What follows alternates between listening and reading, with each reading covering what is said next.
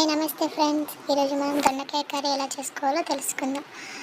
ముందు ఆయిల్ వేసుకోవాలి, తర్వాత పోపు వేసుకోవాలి, ఆవాలు వేసుకుంటున్నా నేనైతే.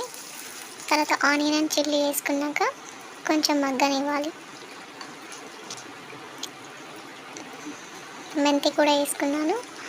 తర్వాత అల్లం వెల్లుల్లి పేస్ట్ వేసుకోవాలి. ఫ్రెష్గా చేసుకున్నది వేసుకుంటే బాగుంటుంది. తర్వాత కొంచెంసేపు మగ్గినాక దొండకాయలు యాడ్ చేసుకోవాలి. నేనైతే అలాగ కట్ చేస్తాను నిలువుగా. మా పిల్లలకి అలా అంటే చాలా ఇష్టం. తర్వాత కొంచెం మగ్గినాక పసుపు వేసుకోవాలి.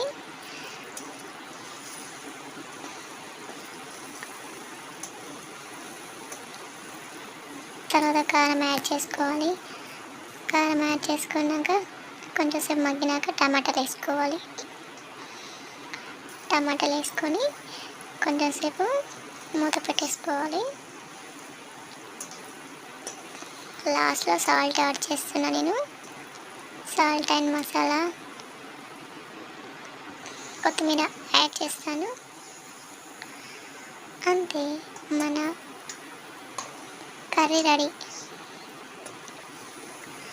దొండకాయ curry ready. Thank you for watching.